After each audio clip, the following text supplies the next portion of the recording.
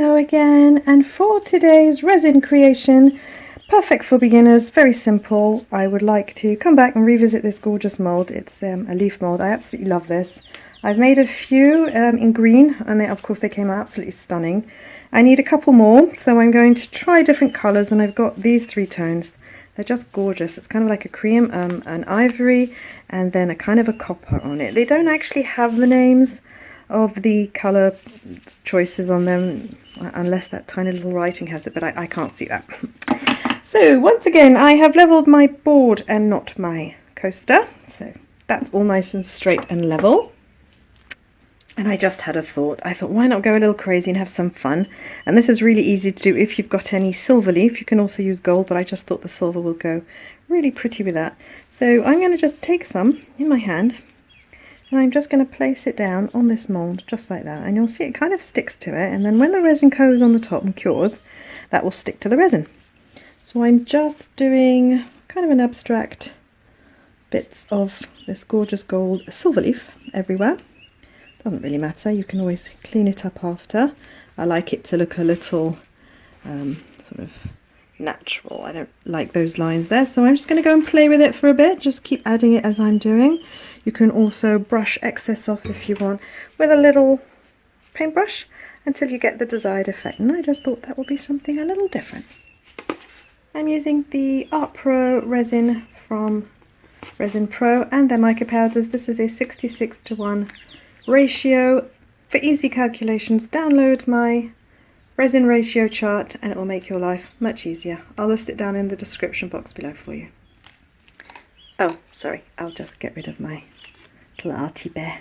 That was a present for my kids, and she kind of sits in my studio and guards my curing resin, making sure that nothing wrong happens to it. I'll put you on the side, darling. Anyway, so I have now mixed my resin for the full 3 minutes, and I had to kind of ballpark figure the amount because I'm not really sure how much, but I'll let you know right at the end by measuring the final amount how much resin you will need for this. Now I've just used, once again, a little piece of low tack tape to clean up any debris at the bottom of my molds so that I don't scratch them with my fingers, because they are really quite sensitive and you really do want to be careful, and unfortunately it is scratched in certain places, but well, that will have to do.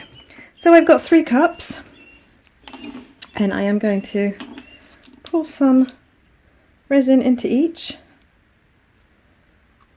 and this method will be, once again, like the previous video, very simple, so perfect for beginners. You do not need to be frightened or worried. You just pour your resin, your clear resin, into these cups here. I'll leave a little bit on the side just in case, and then in each one of these I'm going to add a little bit of this mica powder, and it's up to you how much. You just shake it. These ones have like a little hole at the top, then you shake, and I will do the same with the white and with this gorgeous beige colour. So it's the same rule of thumb for whatever brand of mica powder. Mix thoroughly so that you break down all of those lumps of mica powder. I have my handy little silicone spatula, and I'm going to pour some of the rest of this clear just down the base of this mould. That we're using it all up.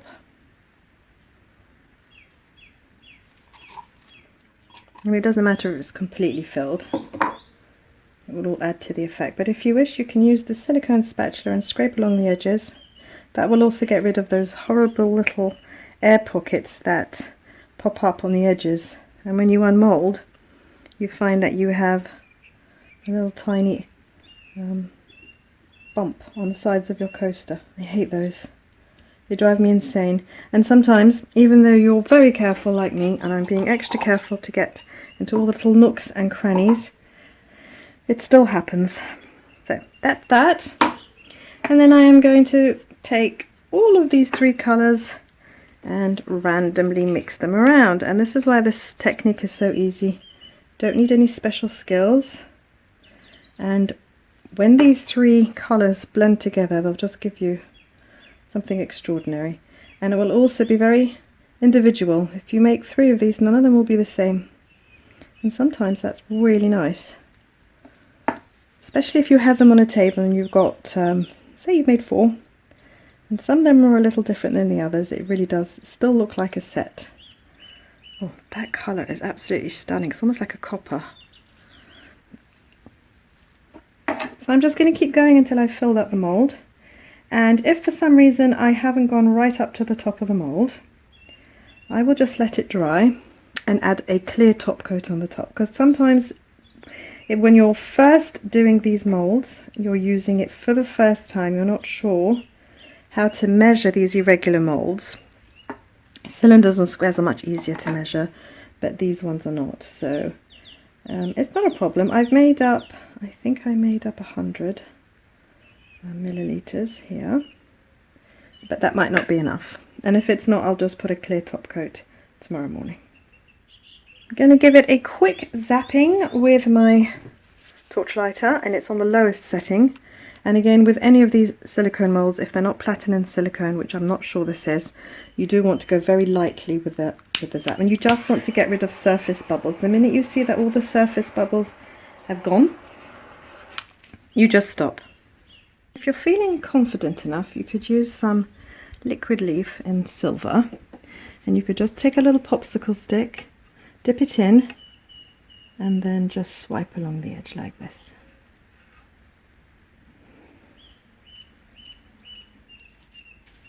And then I'm going to let that completely dry overnight before I unmold.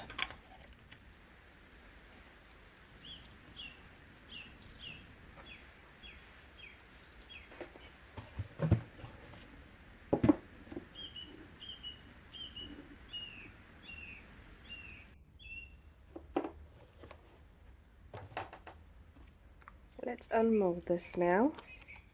And these molds are a little tricky, and I'm not quite sure if they still sell them anymore in this shop, but I will try and find you an alternative. If not, you can use the same technique for any kind of silicone mold.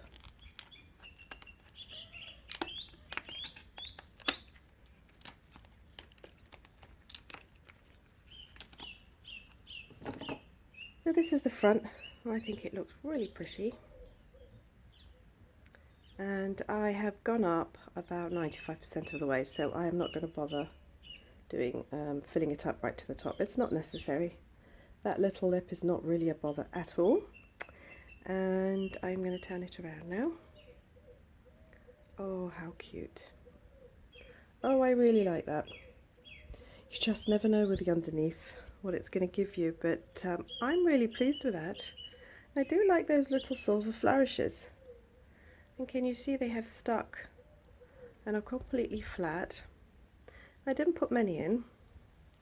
It's just given that a little something. So these are one of those coasters you could do that way. You could use it like that, or you could use it like that. They're kind of reversible, which is why I did that line down the middle. I wanted the choice. So thank you, Bear. Did a good job.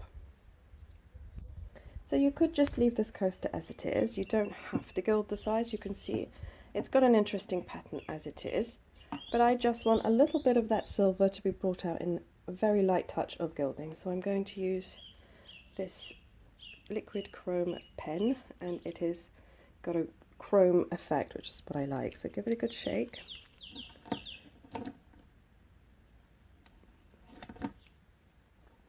And then I'm just going to very lightly go around those edges there. And I also decided to do 2 more coasters. The second one I did with gold leaf, olive gold and white, and the third one using silver leaf, beige and white.